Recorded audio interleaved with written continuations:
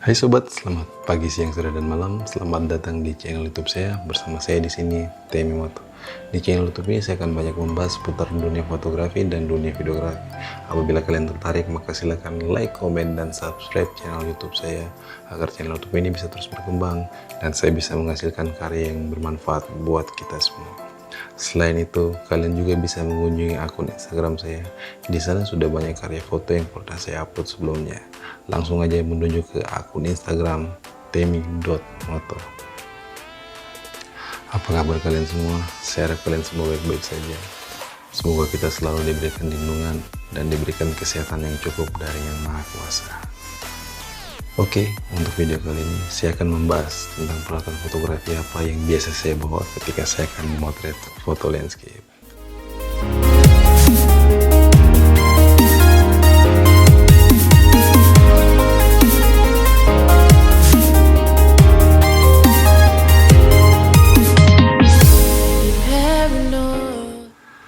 Mengapa saat ini saya ingin membahas tentang peralatan fotografi, khususnya untuk fotografi landscape?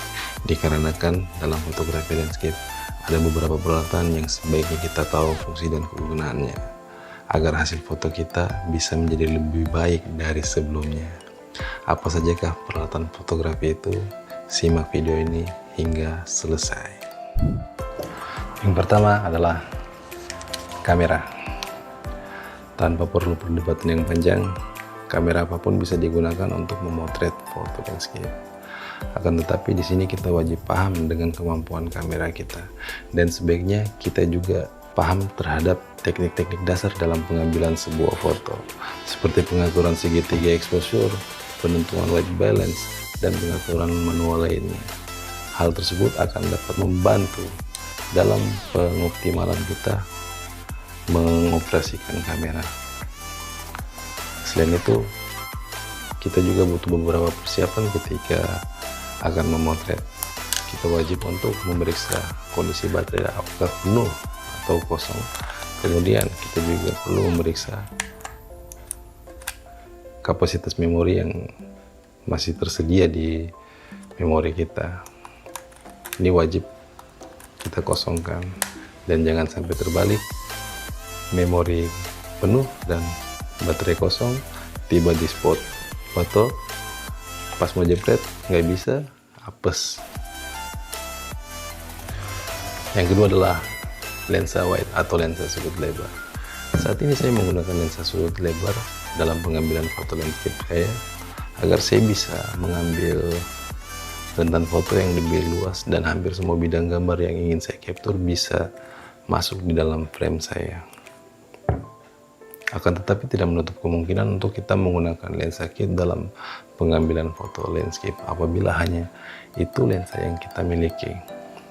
Jadi di sini saya mau menegaskan, gunakanlah lensa sudut lebar yang kalian miliki untuk memotret landscape agar kalian bisa mengambil gambar yang lebih luas dari lensa biasanya.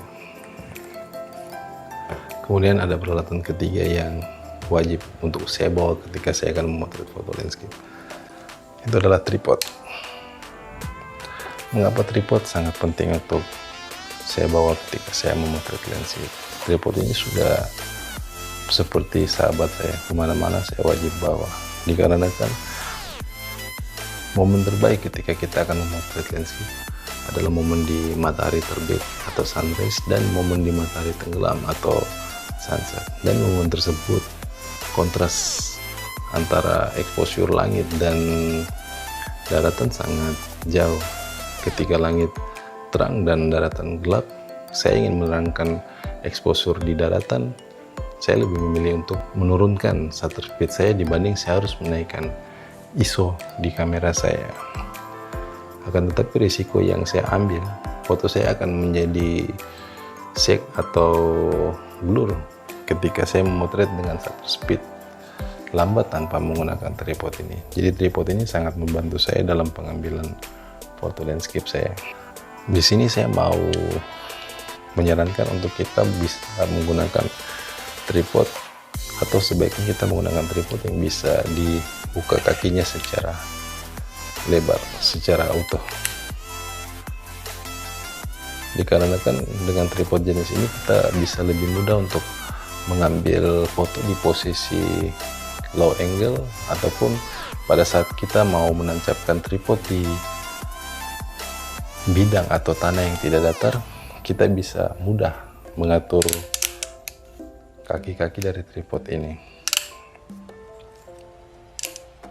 Oke, yang keempat adalah L-plate. L-plate ini sudah terpasang di bodi kamera saya.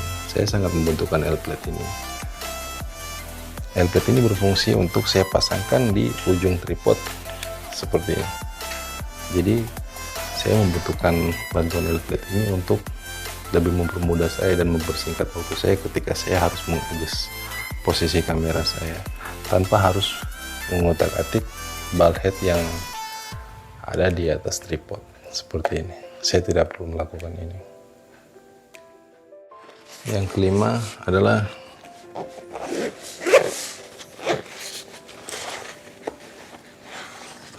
ring holder, kemudian holder, dan ada beberapa filter.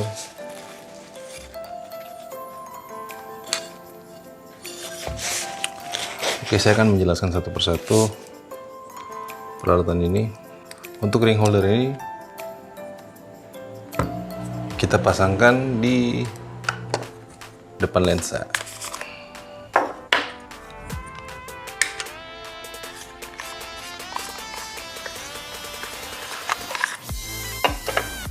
Jadi antara ukuran diameter ring holder dan holder wajib sama.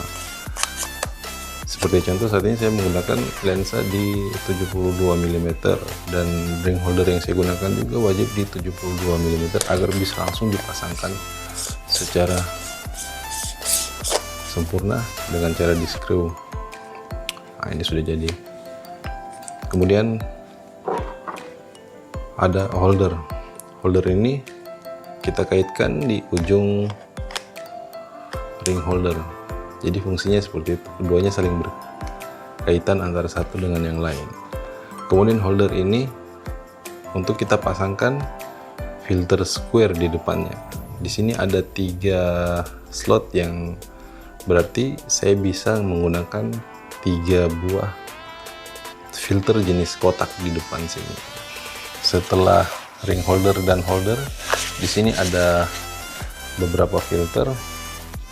Akan tetapi di video ini saya tidak akan menjelaskan detail tentang filter-filter ini. Semoga di waktu mendatang saya bisa menjelaskan tentang filter ini secara lebih detail, baik ukuran, kegunaan, serta fungsi dari filter ini secara menyeluruh. Oke, saya akan membuat garis besarnya saja. Filter yang saya gunakan pertama jenisnya itu GND atau Gradual Natural Density. Di sini ada 3 GND yang saya miliki saat ini. Ini GND Hard, tadi GND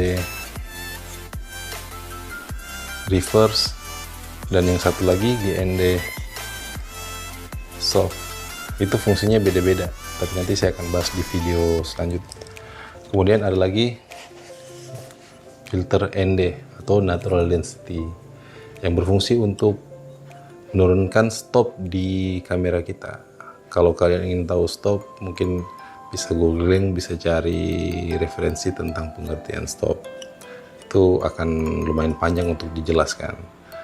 Jadi filter ini biasa saya gunakan untuk saya ingin menangkap motion di langit ketika awan jalan. Saya ingin menangkap awan bergerak, jadi foto yang saya buat menjadi berbeda dan lebih berkarakter.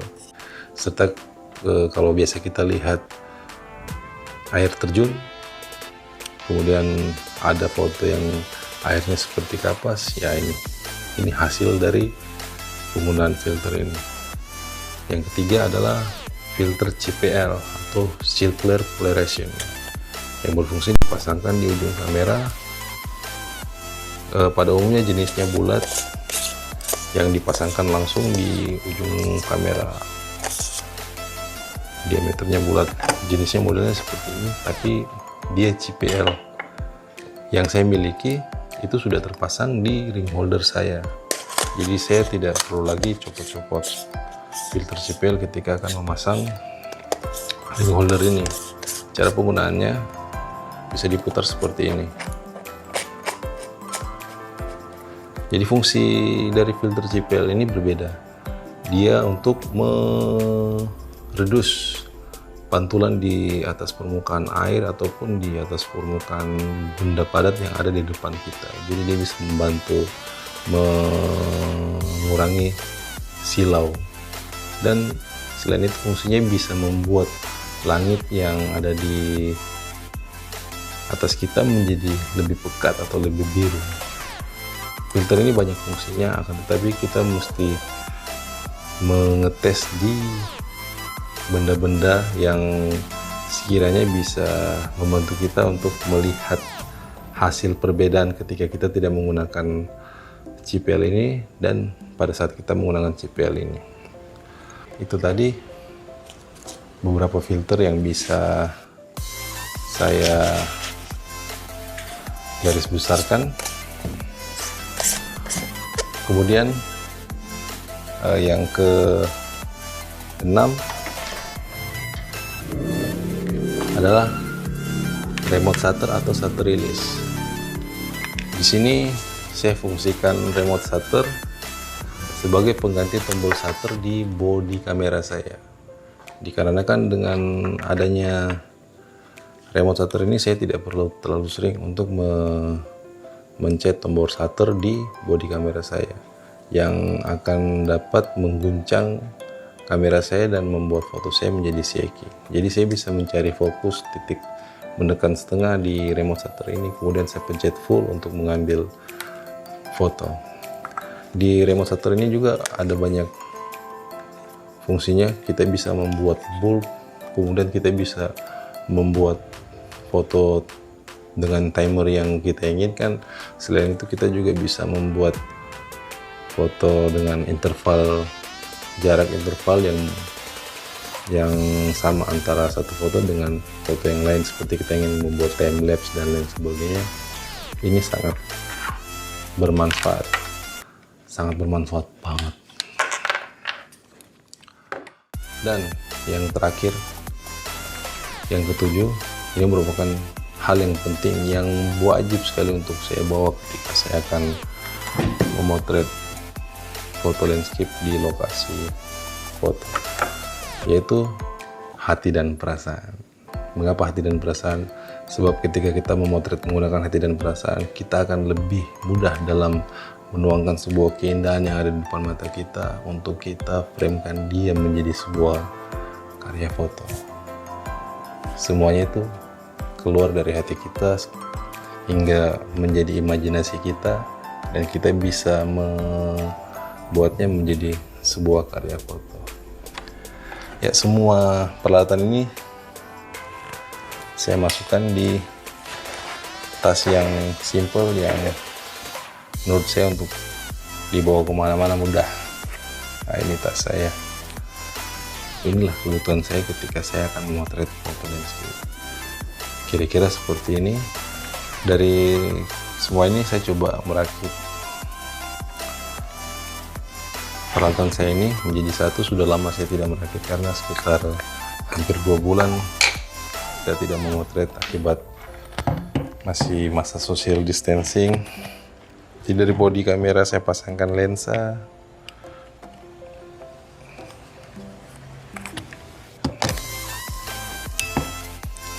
Kemudian di ujung lensa saya pasangkan ring holder, sudah ada, saya pasangkan holder. Kemudian di sini saya pasangkan remote shutter, shutter release.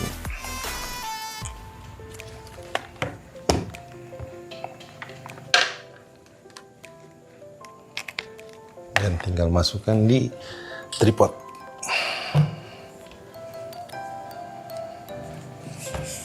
Ya, ini yang tadi saya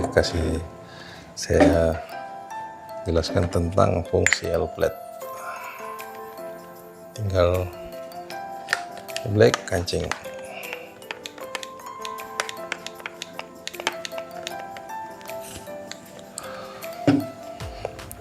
Nah, setelah itu ukur metering dan lain sebagainya, pasang filter.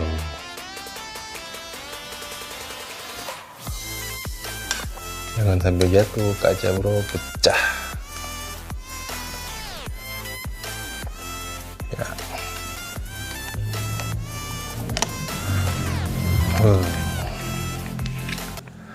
Bro, bagaimana kabarnya? Lama nggak ketemu, lama nggak jalan bareng.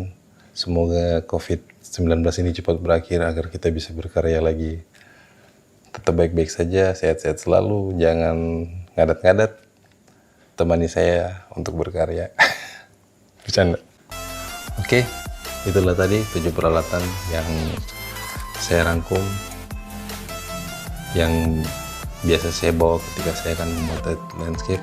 Saya membuat list peralatan ini berdasarkan kebutuhan yang saya rasakan selama saya memotret foto landscape. Oke, untuk kurang lebihnya dari penyampaian saya mohon maaf. Saya masih pemula juga di dalam dunia fotografi. Semoga kita bisa terus berkembang bersama ya. Oke, apabila kalian suka video ini, maka subscribe channel YouTube saya, dan apabila kalian ingin memberikan kritik dan saran kepada saya, maka silahkan tulis di kolom komentar. Dan apabila kalian merasa video ini bermanfaat, maka silahkan share video ini sebanyak-banyaknya. Dan salam jumpa dari Timur Nusantara. Bersama saya di sini, Temi Moto. Sampai jumpa di video selanjutnya.